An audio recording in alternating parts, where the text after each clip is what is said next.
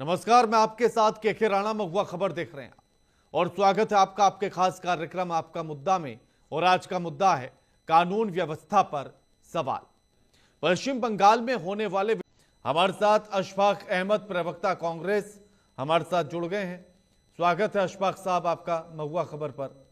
अशफाक साहब, क्या पश्चिम बंगाल में कानून व्यवस्था शून्य हो गई है?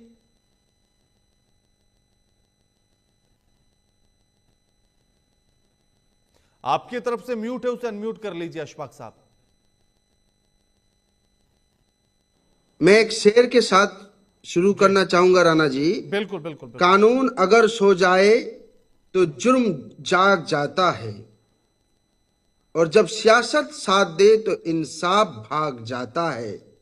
तो बंगाल में यही हाल है कि सियासत जब और प्रशासन जब एक साथ मिल जाते हैं और ये डिफरेंशिएट करना बड़ा मुश्किल हो जाता है कि सियासत के नेता अलग है या पुलिस अलग है। पुलिस नेता के तरह बिहेवियर जब करते हैं तो इस तरह कानूनी, इस तरह वायलेंस। और एनसीआरबी की डेटा अगर हम लोग देखें तो एनसीआरबी की डेटा बोल रहे हैं कि पोस्ट पोल वायलेंस, इलेक्शन के बाद जो वायलेंस बंगाल में है ये चरम पर है। आप देखिए बम बरामद में, मतलब राजनीतिक जो जब जब कुछ नेता जमीन से उठकर जब राजनेता बनना चाहते हैं देश के लिए, राज्य के लिए, तब क्या होता है, उसको झूठा में फंसाया जाता है। तो आप ये कह रहे हैं कि ममता बनर्जी के शासन में कानून व्यवस्था शून्य हो गई है? देखिए, दीदी तो माँ माटी मानुष की बात करती है, लेकिन जमीन पर माफिया, मनी और मसल चल रहा है। बिल्कुल बिल्कुल। ये तो सब एग्री होंगे कि बंगाल में जो पोस्ट पोल वायलेंस है और सियासी जो लोगों पर फंसाया जाता है, राजनेताओं पर हमला किया जाता है, उनको मर्डर कराया जाता है, और इतने सारे मर्डर हो भी चुके हैं, देखे सरेआम गोली मार दिया जाता है, तो इसको क्या कहेंगे हम लोग। तो बिल्कुल बंगाल पर जो वायलेंस है चरम पर है। तो ये कैसे सुधरेगी कानून व्यवस्था फिर? बिल्कुल सुधरेगी। अगर फेयर इलेक्शन हो तो ममता बनर्जी की सरकार को हटाना होगा, और बंगाल में इंडियन नेशनल कांग्रेस की सरकार अगर लाएंगे, जो कांग्रेस बंगाल के डेवलपमेंट में सबसे ज्यादा काम किया था, डॉक्टर विधान चंद्र राय जी के नेतृत्व में, डॉक्टर सिद्धार्थ शंकर राय जी के नेतृत्व में, प्रफुल्ल सेन के नेतृत्व में जो चीफ मिनिस्टर थे बंगाल के कांग्रेस के, उनके टाइम में दुर्गापुर से लेकर विधाननगर तक, सॉल्ट लेक से लेकर हर जगह का डेवलपमेंट हुआ। उसके बाद मुझे बताइए कि क्या डेवलपमेंट हुआ है, कौन सा डेवलपमेंट हुआ है। हम हमारे साथ ना अशफाक साहब, तौसीफ रहमान भी हमारे साथ जुड़ गए हैं, टीएमसी के नेता हैं। तौसीफ साहब, स्वागत है आपका महुआ खबर पर। अशफाक साहब भी इस बात को मान रहे हैं और वो कह रहे हैं कि पश्चिम बंगाल में कानून व्यवस्था शून्य हो गई है ममता बनर्जी के राज में। देखिए, मैं अशफाक साहब की बातों का जवाब दूंगा। मैं हर एनसीआरबी के आंकड़े को फिर नहीं देखना चाहिए, इसका मतलब देखना चाहिए, पर छोटे छोटे जो घटना को जो नजरअंदाज की जा सकती है। बंगाल में सबसे ज्यादा पोस्ट पोल वायलेंस क्यों होता है? तौसीफ रहमान साहब जवाब दीजिए, आप उनको पूछिए। बंगाल में पोस्ट पोल वायलेंस क्यों होता है? जो होता है, आप जो कह रहे हैं ना, इस बात कांग्रेस पर आरोप लगाना आसान है। इंडियन नेशनल कांग्रेस के जब सत्ता में था बंगाल में, तभी बंगाल का डेवलपमेंट एक्चुअली हुआ। उसके बाद आपने क्या डेवलपमेंट किया? बंगाल में आपका कोई डेवलपमेंट नहीं है। बंगाल में स्वास्थ्य व्यवस्था ध्वस्त है।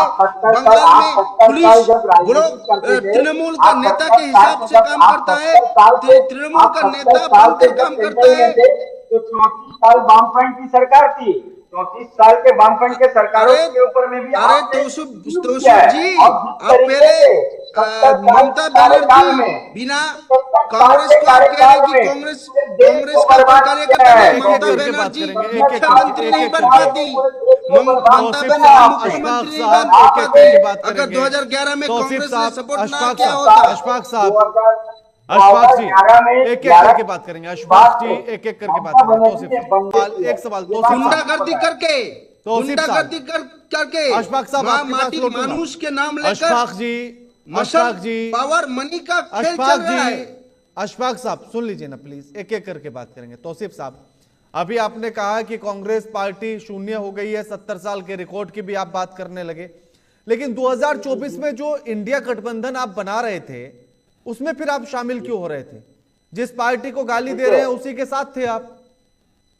मैं बता रहा हूँ, जहाँ पर संविधान की बात आती है, जहाँ पर संविधान को बचाने की इनको डूब जाना भारत चाहिए, में चूल्हे उत्तर पर प्रदेश पानी। जैसा लॉ एंड ऑर्डर शायद किसी प्रदेश में नहीं हो, जहां की लोग ताली बजाते हैं पुलिस के लिए और आदरणीय मुख्यमंत्री के लिए। एक अपराधी सीधे अपराध करने से पहले थाने में सरेंडर कर दे कि नहीं हमें अंदर भेज एनसीआर दो। में का डेटा कौन बना रहा है? ऐसा ओम है। प्रकाश जी, जमीन आसमान का है। एनसीआर में का डेटा कौन तैयार बंगाल और करता है?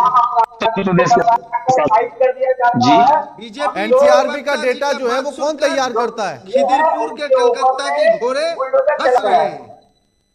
उनके ऊपर में बुलडोजर चला दिया देखिए, जाता है। डाटा तैयार करने की अपनी अपनी संस्थाएं हैं, राज्य सरकार वहां रिपोर्ट देती है अपनी संस्था में, उसको उंगली नहीं उठा रहा। एक एक करके मैं वही तौसीफ बता साहब, रहा हूँ। अशफाक साहब, एक एक करके बात करेंगे। मैं- लौटूंगा आपके पास, अभी लौटूंगा। तौसीफ साहब, को उकसाने की कोशिश है। ठीक है। अशफाक साहब, तौसीफ साहब की बातों से आज सहमत हैं आप? बंगाल, देखिए तौसीफ साहब के बातों में मैं बातों से सहमत नहीं हूँ।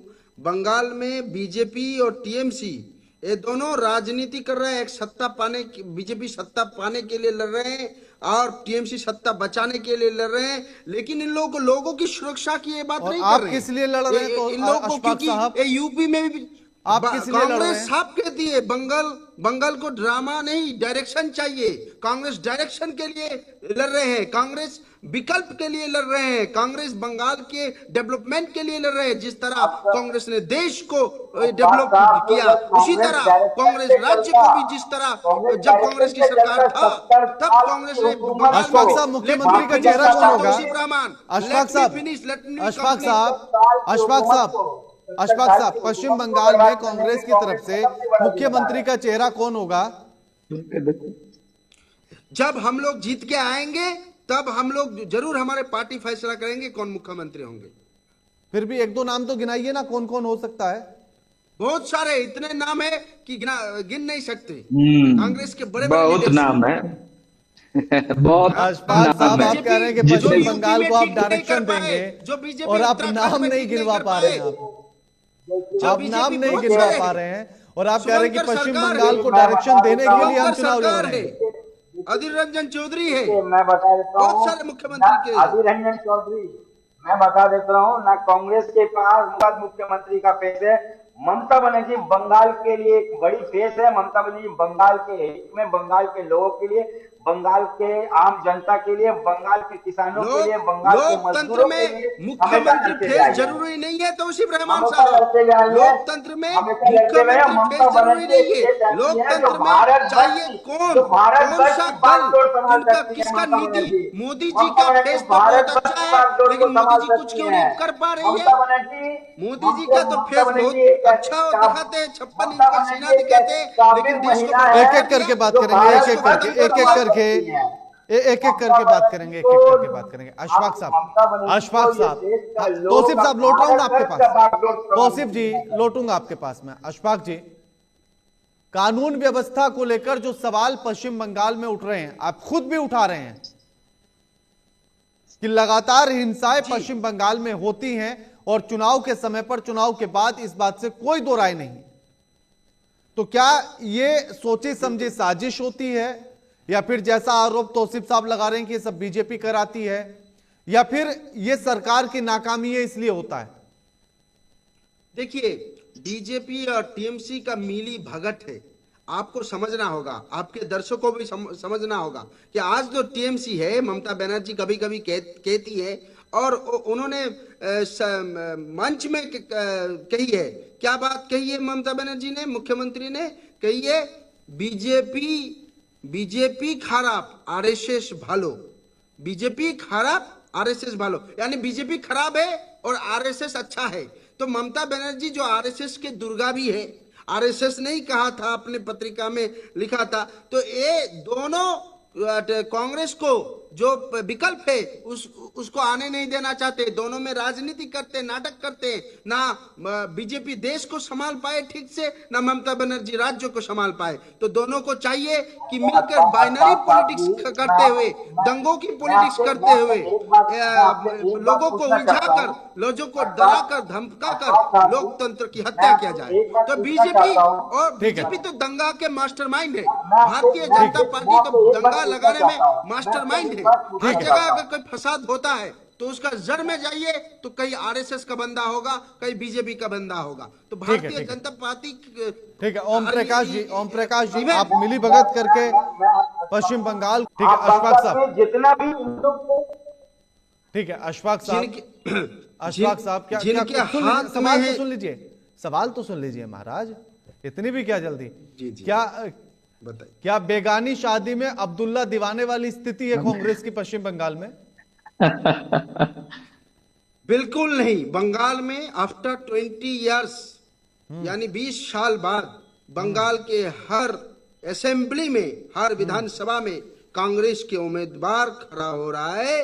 और कांग्रेस के जो लोग जो बैठ चुके थे, जो कांग्रेस के संगठन जो इतने साल चुनाव न लड़ने के कारण तो कमजोर हो चुके थे, वो जग रहा है। और लोग बोल रहे हैं कि ना बीजेपी ना टीएमसी, इस बार कांग्रेस ही कांग्रेस। क्योंकि देश को अगर कोई, राज्य को कोई अगर डेवलपमेंट ला सकते हैं, जो कांग्रेस ने करके दिखाया था, कांग्रेस के पास नजीर है, एविडेंसेस है। अच्छा, क्या डेवलपमेंट किया था अशफाक साहब? दुर्गापुर सिटी, सॉल्ट लेक, आप देखिए ना, सारे कुछ तो कांग्रेस ने किया था। दुर्गापुर का आप देखिए डेवलपमेंट, सॉल्ट लेक सिटी देखिए, इंडियन स्टैटिक्स जो इंस्टीट्यूट है देख लीजिए, आपका केमिकल जो फैक्ट्री है वो देख लीजिए। बल्कि बंगाल के हर डेवलपमेंट आप देख लीजिए, सारा डेवलपमेंट कांग्रेस ने ही किया है। और कांग्रेस के सिवाय कोई पार्टी ने नई तरीके से डेवलपमेंट नहीं किया है। मैं अगर कहूंगा Haringhata, Durgapur project, Kalyani, Bengal chemical, Durgapur steel plant, यानी शिक्षा, युवा, और आपका इंडियन स्टैटिस्टिकल इंस्टीट्यूट जो उसके बाद आपका जो परिकल्पना कमीशन, और सिद्धार्थ, उसके बाद आंतरजातिक टेबल टेनिस टूर्नामेंट, सत्यजीत राय, ऋतिक घटक के जो टाइम में जो स्वर्ण युग था, मोहन बागान, ईस्ट बंगाल का गौरव, और बंगाल के और बहुत में लिस्ट है, पूरा एक लिस्ट है जो हम आपको दे सकते हैं और बता सकते हैं। बंगाल के डेवलपमेंट में अगर सबसे ज्यादा किसी पार्टी ने, किसी सत्ता ने भूमिका रखा है, टीएमसी ने कुछ किया या नहीं किया अशफाक साहब? टीएमसी ने कुछ किया या नहीं किया? टीएमसी ने क्या है, टीएमसी ने किया है, रंग किया है। रंग जानते हैं ना, कलर, दीवारों को सादा, नील, ये सब कलर किया है। कांग्रेस ने जो बनाया है उस पर कलर का काम किया है टीएमसी ने। तो इंडिया गठबंधन में आपने टीएमसी को इसीलिए शामिल किया था कि वो रंग अच्छा करती है? नहीं, बिल्कुल नहीं, बिल्कुल नहीं। इंडिया गठबंधन का परिप्रेक्ष्य अलग है, आपको समझना अलग है। इंडिया गठबंधन का परिप्रेक्ष्य अलग है, अलग का डेवलपमेंट का बात अलग है। और अभी ना उसका परिपक्ष बीजेपी के खिलाफ जो भारतीय जनता पार्टी संविधान को ध्वस्त करना चाहता है, संविधान जिन्होंने कहा था इस बार अगर 400 पार तो संविधान का पार, संविधान भी पार, यानी बीजेपी नेताओं ने बयान दिया 400 पार तो संविधान पार। तो इन 400 पार तो आप बीजेपी के खिलाफ, खत्म करना, अशफाक साहब बीजेपी के खिलाफ किसी का भी साथ दे देंगे?